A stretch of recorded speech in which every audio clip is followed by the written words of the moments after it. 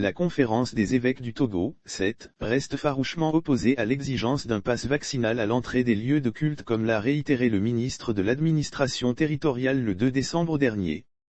Dans un nouveau communiqué rendu public ce début de semaine, l'Église catholique montre encore une fois son opposition à la mesure tout en invitant les fidèles à ne pas opter pour des actes de violence.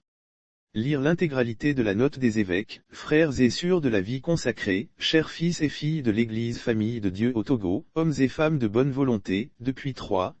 semaines, vous suivez et portez dans la prière, l'évolution des démarches de la conférence des évêques du Togo, 7, suite au communiqué du ministre d'État, ministre de l'administration territoriale, subordonnant l'accès aux lieux de culte à la présentation d'un pass vaccinal ou d'un test PCR négatif.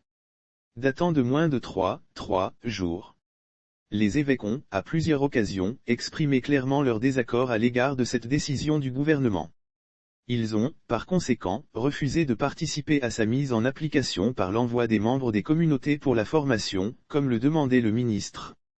Dans son communiqué du 2 décembre 2021, le ministre d'État a maintenu sa position et annoncé l'envoi des agents de contrôle dans les lieux de culte à partir du 10 décembre 2021. Nous vous invitons à ne pas entrer dans une logique d'affrontement, à vous abstenir de toute réaction susceptible de susciter des troubles ou des violences dont la responsabilité serait, à tort, attribuée à l'Église. Nous invitons les fidèles qui auront été empêchés d'accéder à l'intérieur des chapelles et des églises, à suivre dans le calme et la ferveur, les célébrations à partir du dehors. Chers fils et filles, les évêques vous convient par ailleurs, à observer 3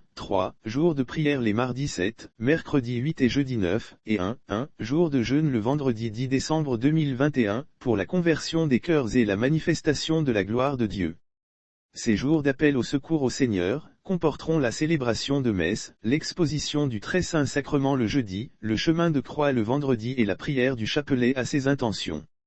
Les évêques souhaitent à toutes et à tous une bonne marche vers Noël, à la rencontre du Sauveur, Emmanuel Dieu avec nous, dans la sérénité, la confiance et l'espérance.